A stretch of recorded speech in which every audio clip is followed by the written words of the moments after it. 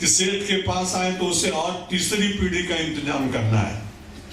साधु के पास आ गया तो सोचता है शिष्य योग्य होगा तो अपने चरित्र और संस्कार से स्वयं संस्था और मंदिर का संचालन करेगा, मुझे उसकी चिंता नहीं करनी चाहिए। और हम सब लोग अपने जीवन में इतना ही निवेदन में करना चाहता हूं, सेठ रहें पर साधु बनने का भी प्रयत्न करें, क्योंकि सेठ बन जाने के बाद पदार्थों के प्रति आसक्ति हो जाती है और सेठ के जीवन में सेठ रहते हुए साधुता धीरे धीरे आने लगे तो उसके भीतर से आसक्ति टूट जाती है।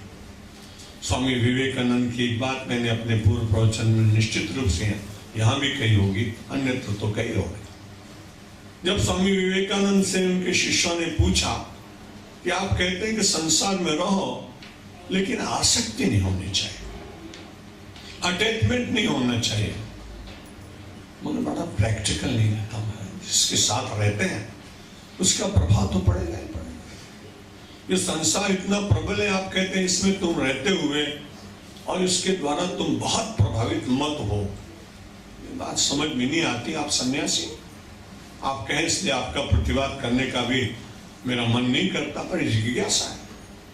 स्वामी विवेकानंद अपने उन शिष्यों को लेकर समुद्र तट पर पहुंचे। वहां पहुंचने के बाद पूछा समुद्र कितना विशाल है? बड़ा विशाल, जहां जहां तक नेत्र जाते हैं जल ही जल। तो जैसे वो ये समुद्र बहुत विशाल है, मैं तुमसे पूछता हूं भवसागर कितना विशाल है? जब सागर इतना विशाल है तो इस भव के बीच में तो कितने सागर और हैं, तो भवसागर कितना विशाल है? जिज्ञासु ने कहा उसकी कोई कल्पना ही नहीं कर सकता।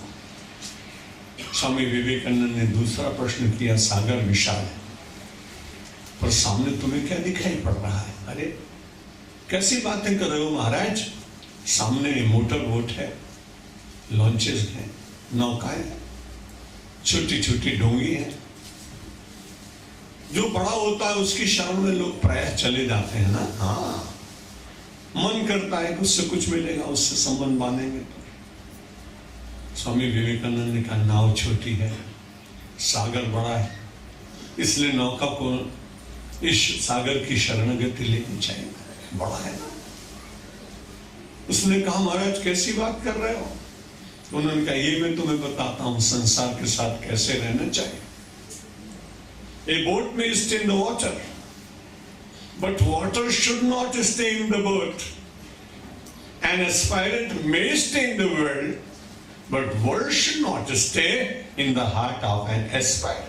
यही है ना शक्ति। नौका को पानी में रहना चाहिए, पर पानी को नौका के भीतर नहीं आने देना चाहिए। व्यक्ति को संसार में रहना चाहिए और व्यक्ति को कार्य करते समय केवल संसार और उस कार्य से विरत होते हुए तुरंत इस संसार के निर्माता से संबंध स्थापित करने का प्रयत्न। यदि नौका अपने भीतर निरंतर जल को ही स्वीकार करे तो जैसे वो सागर में डूब जाती है, वैसे ही मानव यदि केवल संसार को स्वीकार करे तो वो भवसागर में डूब जाता है। ये मेरे और आपके विचार करने की बात है कि मैं डूबने के लिए आया हूं या पार जाने के लिए आया हूं। अपनी पूरी संस्कृति पार जाने का संदेश देती है। भवसागर को दिखाई तो नहीं पड़ता, लेकिन कोई ऐसा व्यक्ति नहीं जो भवसागर का अनुभव न करता। अपने छोटे से हृदय और बुद्धि चिंतन में जब कभी भवसागर प्रबल हो जाता है तो रात्रि को नींद नहीं आती। अगर वो अपने मस्तिष्क में क्रोध के रूप में आ जाए तब तो बड़ा ही आनंद होता है। आपका इतना सौम्य चेहरा, उस समय यदि आप मिरर देखें तो आपको उसके भीतर से हिरण्यकश्यप ही दिखाई पड़ेगा, क्योंकि इतनी विकृति आ जाती है। नासा हिलने लगते हैं, आंखें लाल हो जाती हैं, मुट्ठी बन जाती है, शरीर कांपने लगता है। अब भवसागर में आप उतरे और केवल एक लहर ने, एक क्रोध की लहर ने आपके स्वरूप को बदल दिया। वासना के स्वरूप ने आपके मर्यादा को तोड़वा दिया। आपके व्यसन ने आपको मंदिर में न ले जाकर जाते जाते और किसी दूसरे मंदिर में, जिसका मैं नाम यहाँ नहीं लूंगा, वहां जाने की इच्छा हो गई। बाद में मित्र मिला कि तुमको आते तो देखा था, तुम मंदिर की तरफ आ रहे थे। का इच्छा तो बहुत थी, लेकिन उसी समय एक दूसरी इच्छा जग गई और वहां एक जाने वाला और मित्र मिल गया। बोले मंदिर में फिर चलेंगे, अभी नहीं मिलना। ये उन लोगों की भाषा है। हम निरंतर घूमते मिल जाते हैं कोई भाई, बड़ी अच्छी तरह से बात करता हूँ, मैं उनको दुत्कारता नहीं, उनको ये नहीं कहता तुम बुरे आदमी। बुरे को बार बार बुरा कहेंगे तो बुरा तुम्हारे पास आएगी। यदि बुरा व्यक्ति आपके पास आता रहा तो आपके एक अवसर तो है कि आप उसको अच्छी बात बता सकेंगे। इसलिए तिरस्कार नहीं है अपने यहाँ किसी का तिरस्कार करने की बात नहीं कही। ये कहा है कि कोई व्यक्ति किसी संस्कारवश, परिस्थितिवश, परिवेशवश, देशवश, कालवश इतने दुर्गुण आने के लिए इतनी वस्तुएं होती, अब इनमें से किसी कोई ऐसा कारण किसी व्यक्ति के साथ बन गया तो वो सदाई वो दुर्गुणी रहेगा, ऐसा हमारी संस्कृति नहीं मानती। और यदि ऐसा मानती तो फिर नारद को वाल्मीकि के पास जाने की जरूरत क्या थी? चलते चले जा रहे थे, सबको लूटने वाला एक व्यक्ति रत्नाकर सामने दिखाई पड़ा और नारद के पास आया और उसने कहा कि तुम्हारा ये पीताम्बर उतारो, अपना एक तारा मुझको दे दो, अपनी माला मुझको दे दो। देवर्षि ने कहा मुझे कोई आपत्ति नहीं होगी, मैं दूंगा, लेकिन तुम ये सब काम कितने वर्षों से कर रहे हो मुझे याद नहीं। कितने ही वर्ष बीत गए, दशाब्दियां बीत गए, वार्धक्य आने वाला है। लेकिन एक बात बताओ, जिन लोगों के लिए तुम ये काम करते हो उन लोगों से एक बात पूछ के आओ कि इसके परिणाम स्वरूप यदि कोई पाप होता होगा और यदि उसके पाप का फल मिलेगा तो मैंने तुम्हारे इतने वर्ष तक सेवा की है तो मेरे उस पाप के फल में तुम भागीदार बनोगे क्या? ये प्रश्न का उत्तर पूछ के आ जाओ। रत्नाकर ने जब प्रश्न किया, देवर्षि ने समझाया, उसने कहा तुम्हारा जैसा बुद्धिमान आदमी मुझे कोई नहीं मिला। मैं चला जाऊं अपने परिवार के लोगों से पूछने और आप महाशय यहां से भाग जाए तो क्या होगा? देवर्षि ने कहा मेरा लोग ना पीताम्बर दो हैं, मैं केवल इस समय कोई है नहीं जंगल में, मैं अपना कौपीन पहनकर खड़ा रहूंगा, एक तुम छीन लो क्योंकि तुम्हें कुछ मिलना चाहिए, और दूसरे तुम मुझे बांध दो और पूछने चले जाओ। बड़ा प्रसन्न हुआ कि ऐसा आदमी कोई मिला नहीं जिसने इतनी देर तक अपने को बंधवा दिया हो, भागने की कोशिश करते लोग। पहले तो हल्ला मचाते हैं लुटेरा है लुटेरा है लुटेरा है, जब नहीं चली तो कुछ लूटा, इतने में भागा क्योंकि बाकी ना लूट लिया। पर एक ऐसा आदमी, इसने कहा एक ले जाओ क्योंकि तुमने लूटा है, तुम्हारे संपत्ति बन गई। दूसरे से मुझे बांध दो, एक तारा ले जाओ मेरा, माला भी ले जाओ। जब गया अपने प्रत्येक व्यक्ति से उसने पूछा, उसने कहा ना, हमने तुमको कभी नहीं कहा कि तुम निरंतर पाप ही पाप करते हो, तुम्हें उसकी आदत पड़ गई, तुम करते हो, तुम जानो, लेकिन तुम्हारे पाप के फल में हम भागीदार नहीं बनेंगे। देवर्षि लौट आए, बुरे आदमी को भगा देते तो क्या होता, लेकिन बुरे आदमी के द्वारा बंधने पर उसके कल्याण की कामना मन में साधु के छिपे होने के कारण वो बंधा है। आया, प्रणाम किया, छोड़ा, कहा महाराज कोई मेरे साथ देने को तैयार नहीं। जो ले जाता हूं कमा के उसमें सब मजा करना चाहते हैं, लेकिन उसमें से जो पाप बनता है उसमें कोई भागीदार बनने वाला नहीं। ये सत्य आज प्रकट हुआ तो अब क्या करना चाहिए तुम बताओ। उसने कहा ये जीवन छोड़ना चाहता हूं। छोड़ो, भगवान का नाम लो, शुद्धता आएगी। 40 वर्ष पहले जब गांव में मैं जाता था, मालवा में, मध्य प्रदेश में, राजस्थान में, तो वहां हिंदुस्तान में लोगों के कपड़े बहुत गंदे होते थे। अभी मैं 40 वर्ष के बाद उसी गांव में गया तो प्रत्येक व्यक्ति के वस्त्र बहुत स्वच्छ था। तो मैंने उनसे पूछा कि गांव वही है, लोग वही हैं, आप बड़े हो गए, उम्र बढ़ गई, लेकिन आपके कपड़े तो उस समय बहुत गंदे दिखाई पड़ते थे। अरे बोले महाराज आपको पता नहीं, तब निरमा नहीं था, अब निरमा आ गया, अब सर्फ आ गया, अब टाइड आ गया।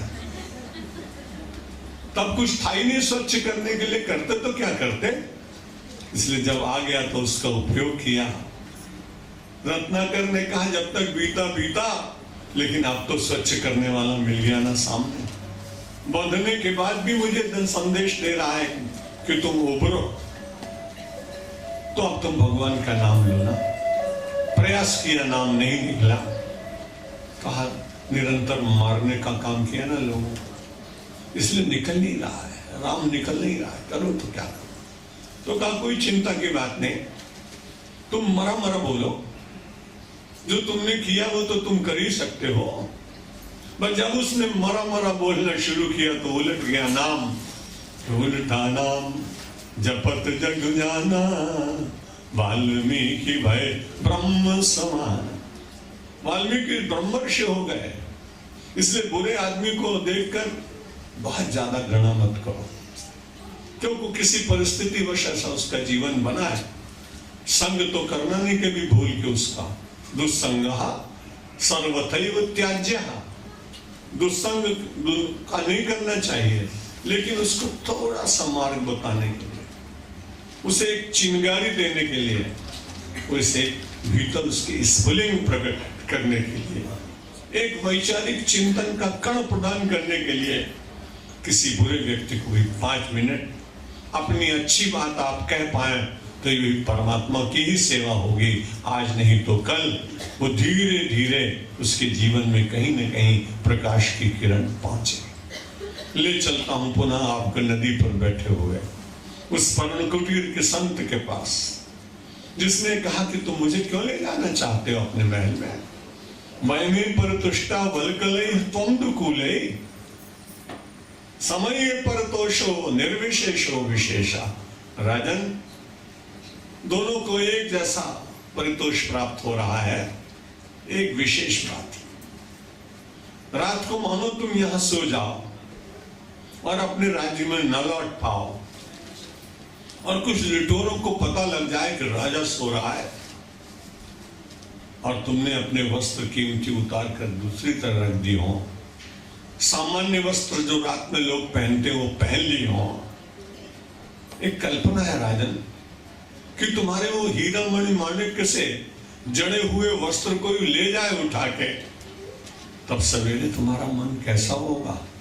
उसने कहा महाराज, क्रोध से आंखें लाल होंगी, तुरंत सारे देश में सूचना दी जाएगी कि मेरे वस्त्रों को किसने चुराया, और जब तक वो वस्त्र न आए तब तक मैं बड़ा अशांत रहूंगा। महात्मा ने कहा मेरी और तुम्हारे में यही अंतर है कि तेरा कोई कपड़ा ले जाए तो रोएगा, और मेरा कोई उठा ले जाए वलकल वसन तो मैं वृक्ष के पास में दूसरा वलकल मांग लाऊंगा, लेकिन मैं चिंता नहीं करूंगा, मैं दुखी नहीं। कैसी अद्भुत बात। अपनी संस्कृति का आधार वो त्याग है, जिसको हम सब लोगों ने स्वीकार करके महात्माओं को प्रणाम किया। उनके पास संपत्ति का, गुरु नानक देव जी के पास तुलसीदास, सूरदास, मीराबाई, मलुकदास, रविदास, नरसिंह मेहता, त्यागराज, चैतन्य महाप्रभु, कितनी बड़ी दीर्घ पंक्ति है। ज्ञानेश्वर, तुकाराम, समर्थ गुरु रामदास, इतनी बड़ी तालिका है कि उसका अंत नहीं। इनमें कोई सम्राट नहीं। ये सब अपने जीवन के सुख और ऐश्वर्य का परित्याग कर स्वेच्छया परमात्मा को समर्पित होने वाले लोग, उन्होंने इस संस्कृति का निर्माण किया। इसलिए ये संस्कृति कालजयी संस्कृति बन गई। नहीं तो जितनी विपत्ति संस्कृति को तोड़ने के लिए लोगों ने की, भारतवर्ष में इतिहास पढ़ने वाले जानते हैं, उनका वर्णन करने की आवश्यकता नहीं। पर इतनी विपत्ति के बीच में भी हम सब लोगों ने देखा कि अपने उन प्राचीन ऋषियों ने अपनी श्रेष्ठता को इस बात में स्वीकार कराया कि अपनी इच्छाओं का दमन किया।